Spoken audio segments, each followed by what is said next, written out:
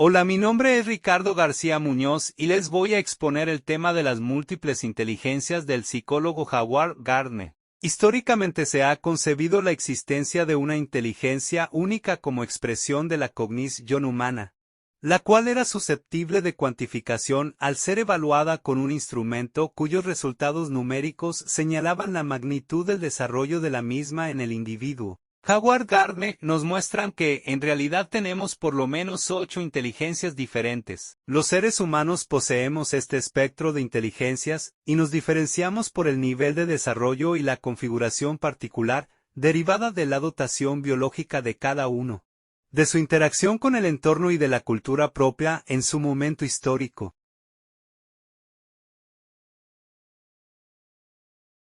El enfoque de los sistemas simbólicos.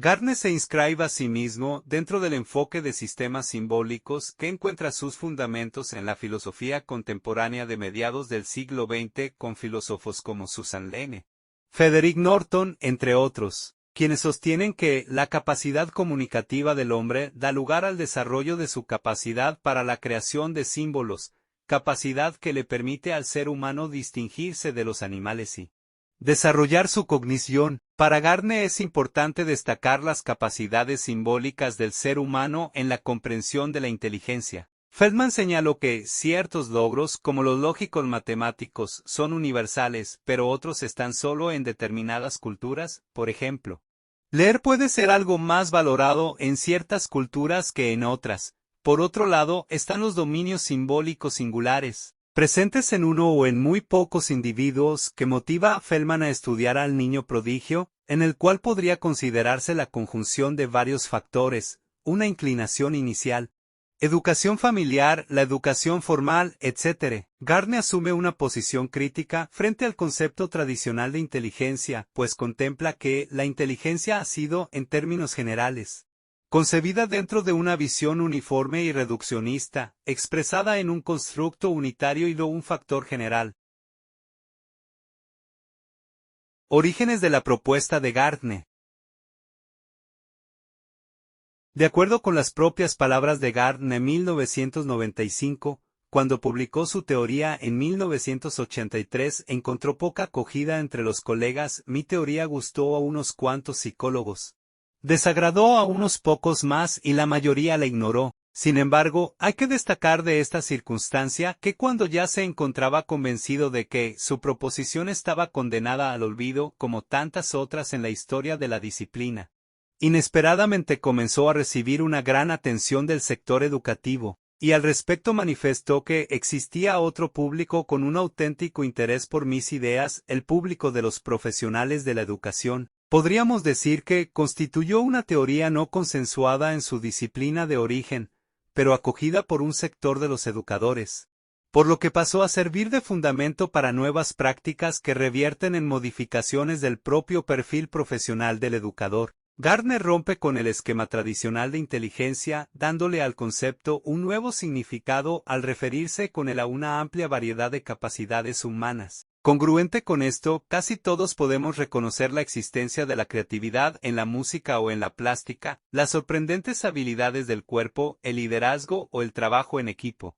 Pero agrupar todo esto bajo la misma categoría es una decisión polémica y valiente, pues el concepto de inteligencia se ha reservado exclusivamente para cuestiones asociadas al lenguaje y los números. Para Gardner, el prerequisito necesario de una teoría de la inteligencia precisamente es que abarque una gama razonablemente amplia y completa de las capacidades humanas presentes en distintas culturas. Es de resaltar que para el autor no hay nada mágico en la palabra inteligencia, ella solo expresa las capacidades que posee un ser humano, pues puede afirmarse que todas sus actuaciones le exigen poner en ejercicio su cognición. Cada inteligencia expresa una capacidad que opera de acuerdo con sus propios procedimientos, sistemas y reglas y tiene sus propias bases biológicas. En síntesis, inteligencia es un vocablo útil para designar una experiencia o un fenómeno, en ningún caso es una entidad tangible y mensurable. Para fundamentar su teoría, el autor plantea que, para que una inteligencia pueda ser considerada como tal, debe cumplir los siguientes criterios.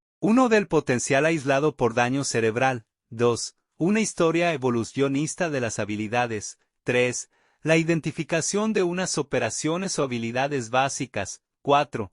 Susceptibilidad a la codificación en sistemas simbólicos. 5. Poseer una historia evolutiva. 6. Estudios en poblaciones excepcionales como los retrasados mentales, los prodigios, entre otros. 7. De apoyo en tareas experimentales en psicología. 8. De apoyo en hallazgos psicométricos. ¿Qué es la inteligencia? Estamos acostumbrados a pensar en la inteligencia como una capacidad unitaria o que abarca varias capacidades, sin embargo, en oposición a esos enfoques de perfil más bien reduccionista, Gardner propone un enfoque de inteligencias múltiples. Una inteligencia, para Howard Gardner 1995, implica la habilidad necesaria para resolver un problema o para elaborar productos que son importantes en un contexto cultural. Inteligencias identificadas por Gardner. Inteligencia lingüística.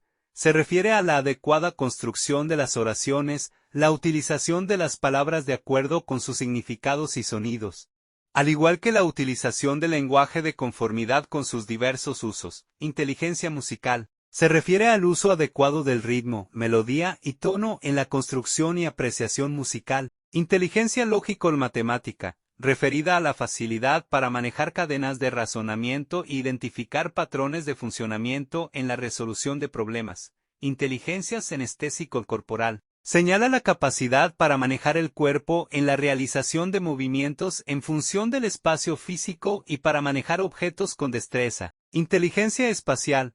Referida a la habilidad para manejar los espacios, planos, mapas y a la capacidad para visualizar objetos desde perspectivas diferentes. Inteligencia intrapersonal. Señala la capacidad que tiene una persona para conocer su mundo interno, es decir, sus propias y más íntimas emociones y sentimientos, así como sus propias fortalezas y debilidades. Inteligencia interpersonal.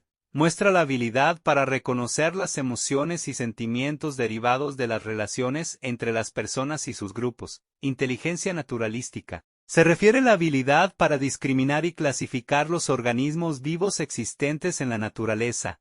Estas personas se reconocen parte del ecosistema ambiental. Inteligencia moral, referida a las capacidades presentes en algunas personas para discernir entre el bien y el mal, preocupadas por el respeto a la vida y a la convivencia humana. Inteligencia existencial. Señala la sensibilidad por la existencia del ser humano, se muestra inquieto por reflexiones sobre la trascendencia humana, sobre Alfa y Omega.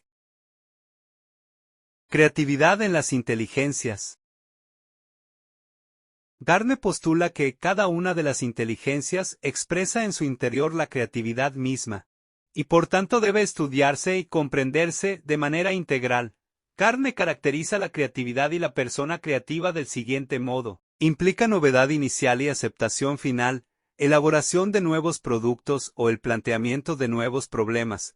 Las actividades creativas solo son valoradas por la cultura. Se da con relación al área propia de la inteligencia, se muestra consistentemente. La inteligencia como la creatividad son plurales. Se desarrollan de acuerdo con las inteligencias múltiples. Gardner 1998 nos muestra que las personas creativas son también personas excepcionales en el campo de su inteligencia. En esto fallan los test de creatividad al suponer que el desempeño acertado frente a tareas divergentes y muy triviales garantiza predecir comportamientos en cualquier campo. Aunque una persona sea talentosa, no se puede especificar el grado de creatividad que ella tiene, pues se requiere de un proceso de evaluación que permita observar la manera como se apropia de los elementos del problema que intenta resolver, cómo transforma, cómo crea nuevas estrategias, además reconocer el valor cultural de su desempeño a partir de las relaciones que establece con su contexto sociocultural. Finalmente se puede resaltar el valor interdisciplinario que para este autor tiene el estudio de la cognición, más específicamente para la comprensión y aplicación de las inteligencias y de la creatividad.